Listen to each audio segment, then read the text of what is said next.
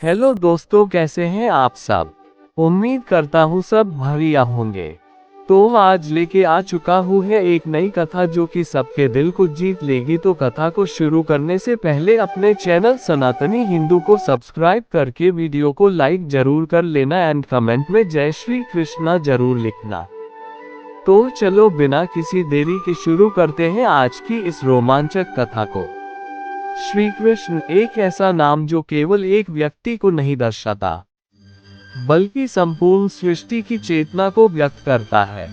उनकी हर लीला, हर निर्णय, हर संवाद जीवन को एक नया अर्थ देता है। प्रेम केवल भावना नहीं होता, यह आत्मा की पुकार होती है।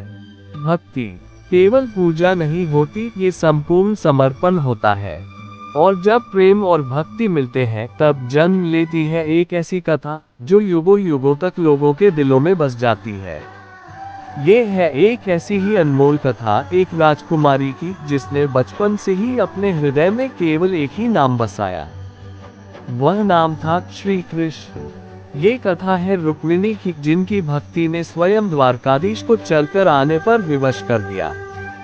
ये कथा है उस विवाह की जो केवल एक स्त्री के संकल्प और प्रेम के बल पर हुआ। ये कथा है साहस, समर्पण और धर्म की, श्री कृष्ण और रुक्मिणी विवाह की। आइए सुनते हैं सनातन प्रेम की इस दिव्य यात्रा को। प्राचीन काल में विदर्भ देश के राजा भीष्म की पुत्री थी रुक्मिणी। रुक्मिणी केवल एक सुंदर राजकुमारी नहीं थी, बल्कि वे गुण, मर्यादा, ज्ञान और भक्ति की सजीव प्रतिमा थी।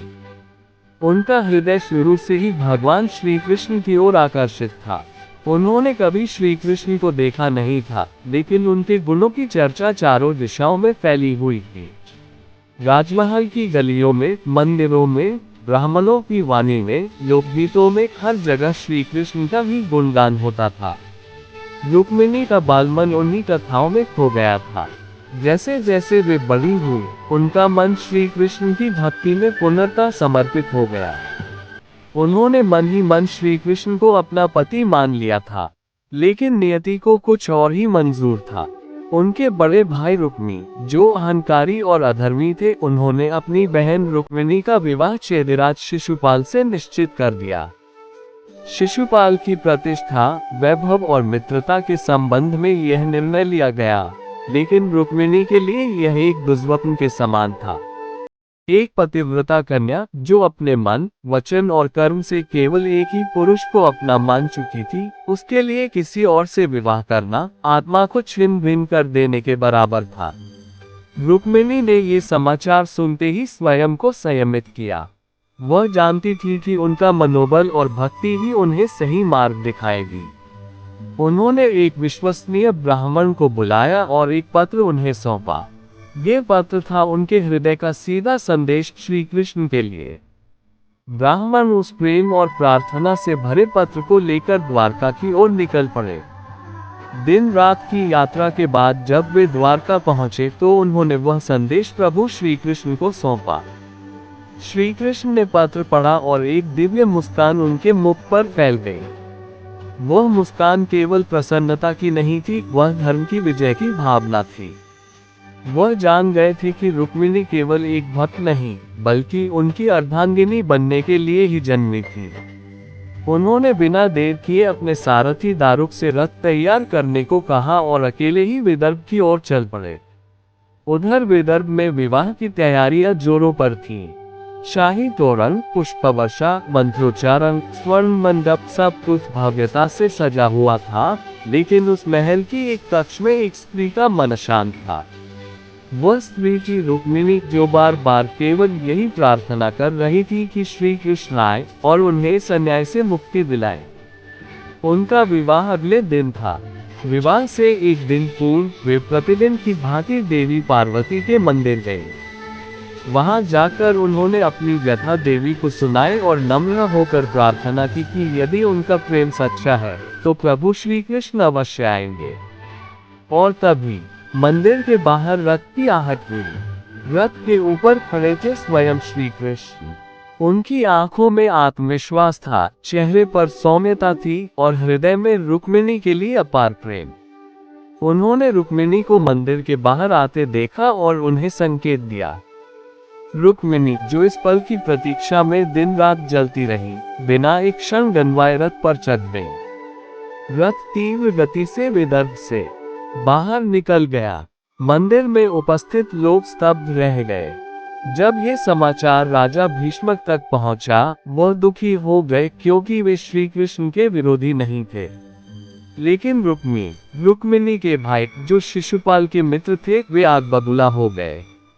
उन्होंने तुरंत अपनी सेना को बुलाया और श्री कृष्ण का पीछा करने निकल पड़े। आगे श्री कृष्ण का रथ था, अकेला, तेज और अदम्य। पीछे विदर्भ की विशाल सेना रुक्मिणी के नेतृत्व में युद्ध के लिए तैयार। एक स्थान पर दोनों आमने सामने हुए। रुक्मिणी ने श्री कृष्ण को अपशब्द कहे, युद्ध की चुनौती दी और युद्ध प्रारंभ हो गया। श्री कृष्ण ने अपने एकल युद्ध कौशल से रुक्मिणी की सेना को परास्त कर दिया। रुक्मिणी स्वयं श्री कृष्ण के सामने हार गया। उन्होंने उसे बंदी बनाया। श्री कृष्ण क्रोधित थे। वह रुक्मिणी को दंड देना चाहते थे, लेकिन तभी रुक्मिणी ने उनके सामने हाथ जोड़ दिए। उन्होंने निवेदन किया कि उनका भाई है, उसे जीवन दान दे। श्री कृष्ण ने अपने प्रिय की इच्छा का सम्मान किया और रुक्मिणी को अपमानित करके छोड़ दिया।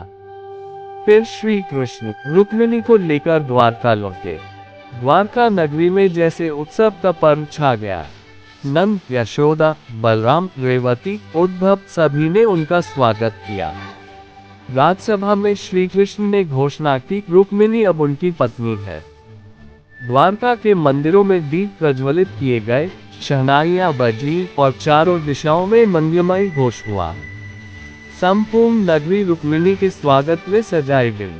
एक भव्य विवाह समारोह आयोजित किया गया, जिसमें सभी ऋषि, मुनि, देवता और नर नारी सम्मिलित हुए। श्री कृष्ण और रुक्मिणी का विवाह केवल एक प्रेम कथा नहीं थी, वह धर्म और सच्चाई की विजय का प्रतीक बन गया। विवाह के उपरांत रुक्मिणी को लक्ष्मी स्वरूपा माना गया। उन्होंने हमेशा श्री कृष्ण के साथ धर्म, करुणा, सेवा और भक्ति का साथ निभाया। वे एक आदर्श पत्नी, एक योग्य रानी और एक महान भक्त बनी। उनका यह विवाह आज भी सनातन संस्कृति में श्रद्धा, प्रेम और मर्यादा का सर्वोच्च उदाहरण माना जाता है। ये कथा हमें सिखाती है कि यदि प्रेम सच्चा हो और मन में विश्वास हो, तो ब्रह्मांड की हर शक्ति उस प्रेम को पूर्ण करने में लग जाती है। आज भी जब कोई रुक्मिणी की तरह प्रेम करता है, वो श्री कृष्ण को पा ही लेता है, क्योंकि कृष्ण प्रेम के पुजारी है, अहंकार के नहीं। रुक्मिणी विवाह कोई साधारण घटना नहीं, वो हमें सिखाती है कि नारी केवल एक वस्तु नहीं, बल्कि वह आत्मा होती है जो प्रेम और भक्ति में सबसे आगे होती है।